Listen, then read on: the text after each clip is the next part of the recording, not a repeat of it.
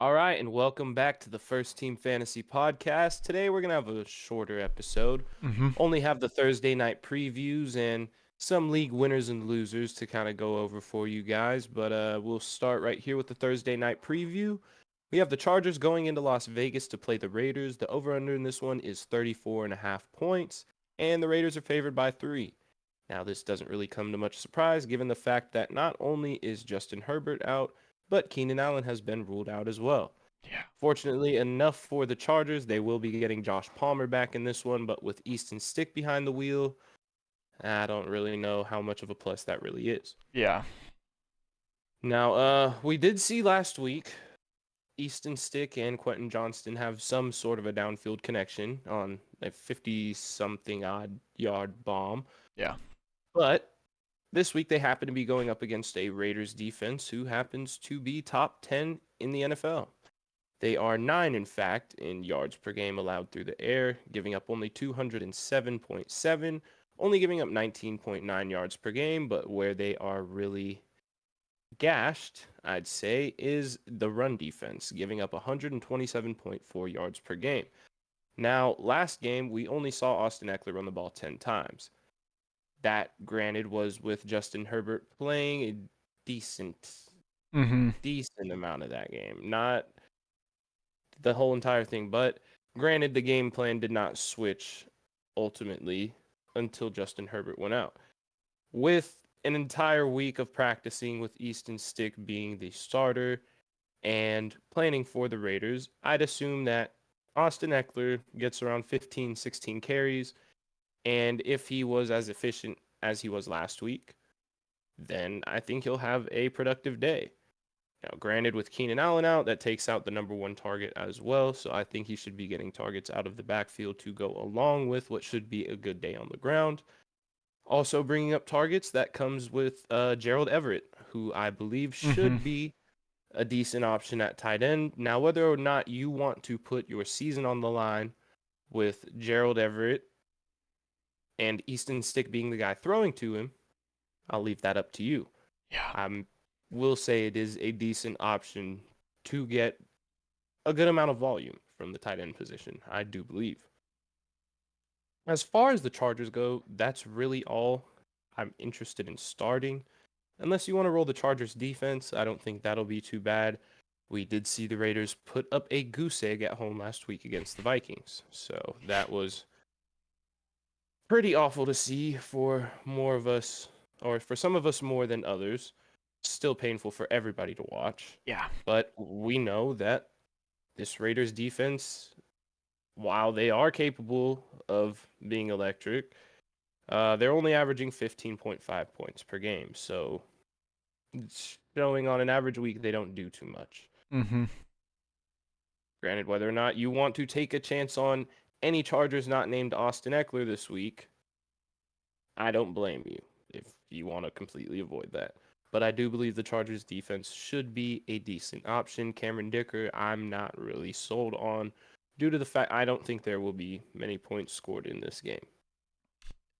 Yeah. And no, I think Schiff's completely correct. Aiden O'Connell has not been, honestly, just to be honest, he hasn't been very good. He hasn't thrown many touchdowns. The Raiders haven't scored very much more with him compared to Jimmy. And if they were scoring, a large part of it was Josh Jacobs, who, as of 2 hours ago, is not playing. Not expected to play. He's already doubtful. So, Yeah. without Josh Jacobs, you have Zamir White and He's Namir ruled out. Abdullah. Zamir White will start running. Yes. He is nowhere near Josh Jacobs. The Raiders will not be successful running the ball today. And the Chargers actually have been better against the run this season. And now it's Zamir White. So, the only Raiders I'm touching this week is obviously Devontae Adams gets a start without question. And I actually do like the Jacoby Myers start again in a 3 wide receiver format. Comparison to 2, if it's a 2 receiver, if you're in the playoffs, I would hope your team's deep enough to where you don't have to start Jacoby Myers. But in a 3 receiver, I feel comfortable starting Jacoby. It's just one of those things where we're not going to see Zamir White getting 20 plus rushes. At least I don't think. From what I've seen in his whole career, he does not seem like a guy you're going to give 20 plus carries to. So if they are not able to run the ball like that, which I don't think they will be able to, it's going to be a lot of passing, a lot for Devontae, and a lot for Jacoby. And just Yeah, like, given. Oh, go ahead. no, you're good. Oh, I was just saying, given what we've seen out of the Chargers from their pass defense, giving up 261.9 yards per game, um, we would like to hope that the Raiders come out without their main guy, Josh Jacobs, and Mm-hmm. decide to air the ball out. We have seen teams go away from what we expected them to do. I'll bring up again the Ravens this past week in a rainy game. We expected them to run the ball probably 40 times. Instead, Lamar threw the ball probably 40 times. We do know Antonio Pierce is more conservative. Obviously, he's an interim head coach. He could very well, despite what we expect and genuinely desire out of this game, Devontae Adams with a whole bunch of targets against a terrible pass defense, they could very well shatter our expectations, much like how Arthur Smith always does, and run the ball. They could end up running the Yeah, ball 20 times, 25 times between Zamir White and Amir Abdullah, which would be unfortunate, but something to keep in mind. yeah. And then, yeah, just like the Chargers with Dicker, I'm not looking at Daniel Carlson at all. And I also think the Raiders' defense could be a solid play, at least worth consideration, just like the Chargers. It's just one of those games where I don't know exactly how many points we're going to see, especially from what we've seen from the Raiders. We've seen the Chargers struggle to score points, and that was with Herbert and Keenan Allen. Now it's Easton Stick and Josh Palmer. Quentin Johnston trickled in there. So, yeah, it should be a exciting Thursday night game. Yeah, but then again, like I said, we've had our expectations absolutely destroyed before. We can look right back to last Thursday night's game where Bailey Zappi put up 21 points in the first half against the Steelers in Pittsburgh. Yeah. So, What was that? We had anything. that. I remember earlier in the season, the Ravens were playing the Browns, and we were like, "This is gonna be an ugly game. This is gonna be, could finish like 9-6 or something like that." And it was like 34-31 or something. It was a crazy high scoring game. It's just, Yeah, it was ridiculous. And like we said, we don't know exactly what these teams' game plans are going to be. Very well, maybe that it's the general expectation that they're going to do one thing, so that's why they do another. And sometimes it seems to work, so it makes sense. But yeah, yeah, it's just always a possibility. But next, we are going to get into our very early, in a sense, we league winners and losers, something that we will update after the season is over, obviously, and people have actually won or lost in the championship. But as of right now, these are guys that have either gotten you to the fantasy playoffs based on kind of their draft position or kind of hindered you throughout the season and held you back. Maybe you ended up not making it by a game or two or by points yeah, because these were guys that you drafted in a high position and they did not perform and live up to their ADP. yeah, So, yeah. I mean, there, you want to yeah, kick it off with a couple? yeah. I'll kick it off with a couple of league winners. First two quarterbacks. Brock Purdy is currently the quarterback 5 and was not drafted in very many leagues, so he was a waiver pickup. Sam Howell is the quarterback 6, also a waiver pickup. Two very good quarterbacks that, again, this is why you have to pay attention and be smart with the waivers, whether it's fab or controlling a good waiver uh, position and being smart with your waiver claims. But these are two guys that immediately came in and had a positive impact. Um, a couple that I'd like to, one thing that I'd like to kind of highlight when we talk about this to make it more specific, I'll bring up, obviously, it's going to sound like a Homer example, but Lamar Jackson.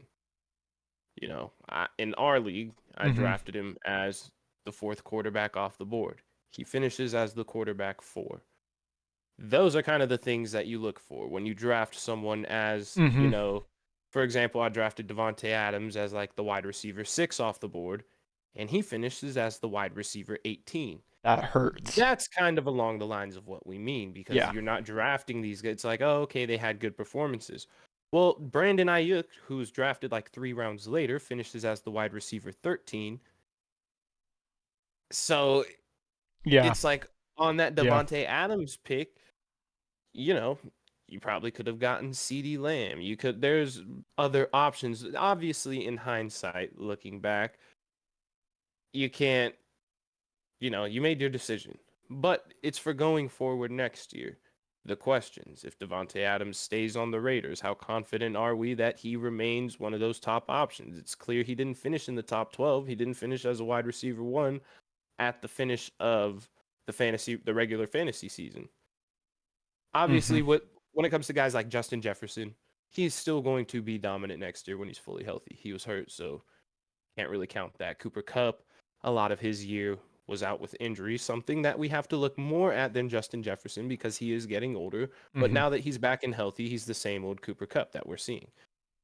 But Yeah. yeah, it's just examples like that. Yeah. Well, Like even Austin, even Cooper Cup, like he came back and had a couple dominant games, but then like you said, you have to factor in the injury because you did draft him early, but he had a couple good games. Then he had that stretch of like 3 weeks where he's giving you like 6 points a game, and it's like you drafted the guy second, third round because he was coming off injury to start the no, season, yeah, and that just definitely. hurts. Along with all the missed games, it hurts. No, yeah, and I mean, I think in that stretch of games, also, they're missing Kyron Williams. Yeah, they had no run game. A lot of their identity this year has been running the ball successfully with Kyron Williams. When they've been able to do that, they've been able to be. Granted, this is a caveat which we can get into on a complete other segment, but it's just like we said, things to pay attention to going into the next year with Puka Nakua. Is Cooper Kupp still that dominant first round wide receiver like Devontae Adams Mm-hmm. in Vegas if he stays there? Derrick Henry. What do we do with guys like Derrick Henry? I think a league winner I want to highlight this year that might not have the same. This might have been his last really dominant year, depending on the quarterback situation and whatnot. Was Alvin Kamara Yeah, drafted? You know, obviously later due to the fact that he would not be playing until fourth, week fifth. 4. Yeah, Yeah, he came back and ended as the RB5. it's insane. So just wanted to shout out Alvin Kamara. Everybody who drafted, well, most people who drafted him are probably reaping the benefits of having a playoff position right now. Yeah, and to stay on that running back train, there's a couple late round running backs like Raheem Mostert, who finished as the RB2, and he was drafted, 10th to 12th round, somewhere in that range. That's a very late pick to I get got the Alvin Kamara RB2. around 8. Yeah, that's insane. We shouldn't. I don't know why we let him fall that far.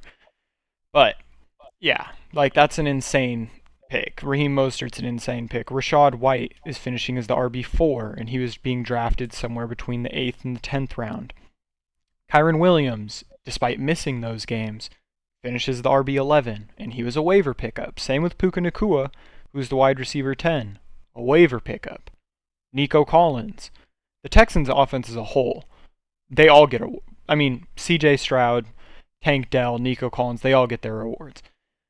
But Nico Collins, yeah, wide receiver 12 was being drafted like the 11th to 13th round. And then you have the young tight ends. Sam Laporta, a waiver pickup of Shifts, tight end 3 on the season, behind Hawkinson and Travis Kelce. I mean, that is fantastic company for a rookie. And Jake Ferguson, who finishes the tight end 8, and he was another waiver pickup. So all these guys that we listed became must-start guys. And most of them were drafted as backups for your fantasy teams. So, or like Rashad White is like a running back 2, but none of these guys were thought of as, the number one guys, and they all have kind of backpack teams to a playoff position at some point at least. Yeah. I mean, other guys I just want to highlight some people as I go through Yeah. just like our draft, for example. Christian McCaffrey, first running back off the board, finishes as RB1. A healthy McCaffrey, we know, will do that. Eckler taking RB2. He's an interesting one because obviously he's hit that 30-year-old mark, and Mm-hmm. we see running backs start to decline when they do that. We saw him hurt a lot more than we would like this year, and therefore he gave a lot of disappointing performances. Travis Kelce, have we seen his first round picks come to an end? Yeah, he finishes tight end 1, but last season, because I picked Travis Kelce, when I looked at it last season, the gap between Travis Kelce and the tight end 2 was almost 100 fantasy points. So when you broke it out over a fantasy season, it came out to like 7 point something fantasy points a week. Travis Kelce was scoring higher than the next best tight end. This season, he was the number 1 tight end, but by like 10 or 15 fantasy points, if that. So that's really 1 fantasy point or less. The separation So is that what gap. kept him in, Mm-hmm. and he will only be getting older next year. Yeah, that's a good one. Moving along was Bijan Robinson. Obviously, the expectations were a lot higher for him than the reality coming in. Arthur Smith was that reality. Moving on to next year, I think he will still be a highly drafted pick. Yeah. I mean, he'll still. But like I said, Devontae Adams. I think CeeDee Lamb jumps into the first round with no debate. Yeah. Nick Chubb comes up, coming off of that injury. I do wonder where he'll go. Yeah. Along with Tony Pollard was not awful this year, but like I said in this draft, Tony Pollard was drafted as the RB6, finished as the RB10. Josh Jacobs drafted as the RB7, finished as the RB12. A little disappointing from what we would have. Yeah. A Yeah. couple guys that we were shooting for possible RB1 snipes in the later second round did not come through with that. No. Garrett Wilson, I do wonder what will happen next year with the quarterback situation, where that puts him. We obviously see he could be successful with anybody. Jalen Waddle is one I really wanted to touch on, though. Jalen Waddle has been A gadget guy? he's been for the last couple years, not 2 years ago, but last year he was like a easy second round pick that as he was this year. Yeah. I don't know if does he fall into that later range, you know, like Yeah. Michael Pittman. I think Michael Pittman jumps way up next year. I Oh, think yeah. Jalen Waddle falls. Oh, yeah.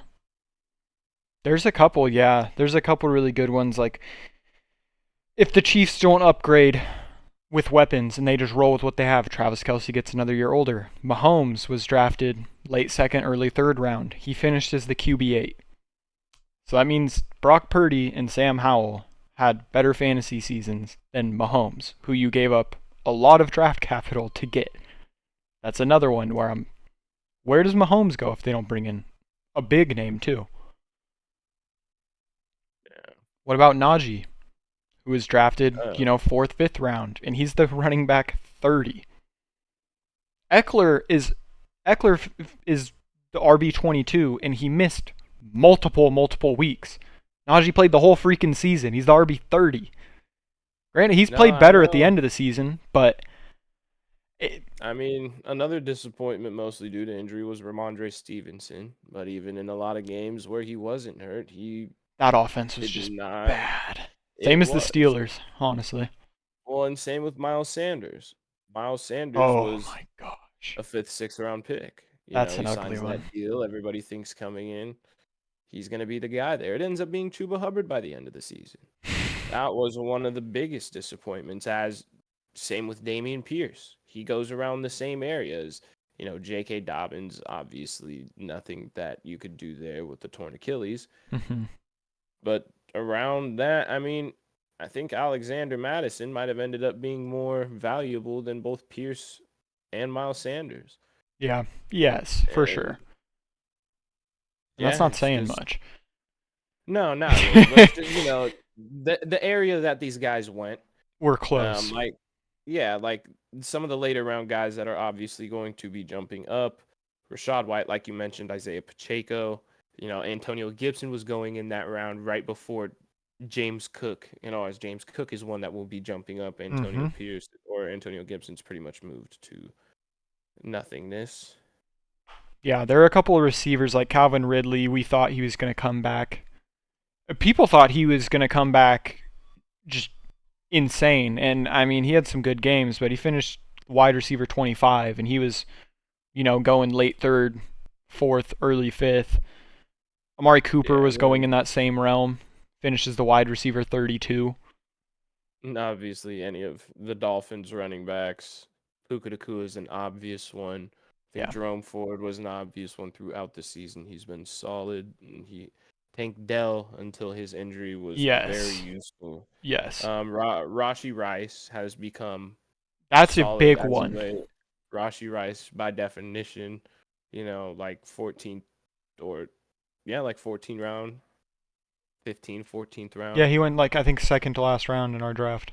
That's right Yeah, before you're picking a kicker, the the last kicker pick. and So the I mean, defense. Yeah. he was.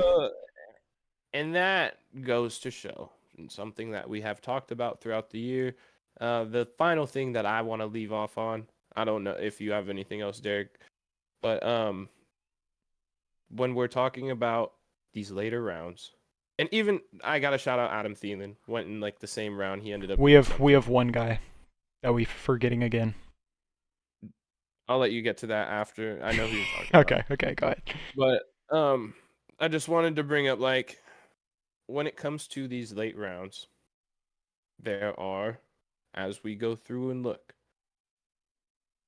there is the Rashi Rice, the Tank Dell, the Puka Nacua, the Devon Achan.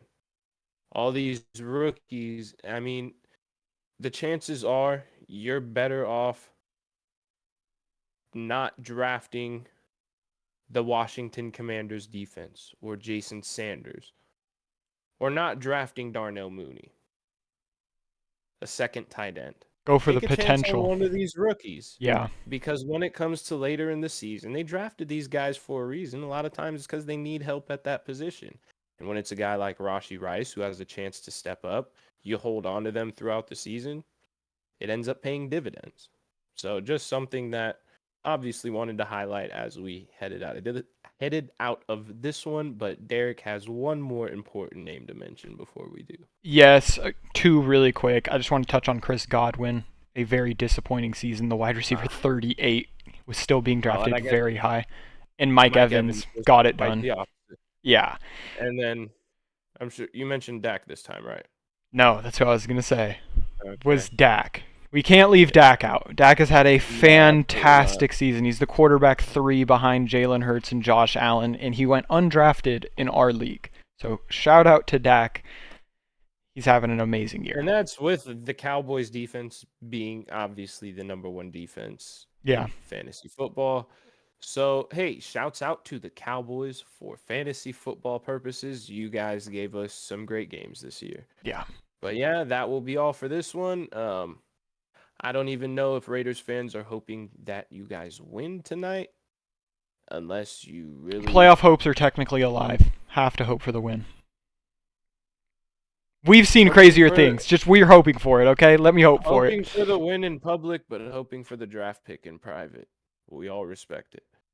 But we move on. That'll be it for this one, guys. Like we always say, if you need any help on anything fantasy related, or if you want help with the sleeper picks, anything of that nature, if you want to see us do something else or something new on the pod, let us know.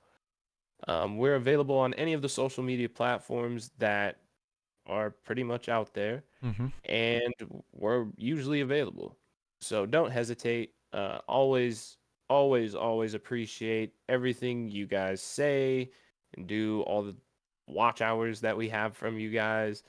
Couldn't do it without you and wouldn't do it if there wasn't some sort of an audience. So thank you guys for that. And Derek, go ahead and finish it off. Come back next time. Take more reps with the first team.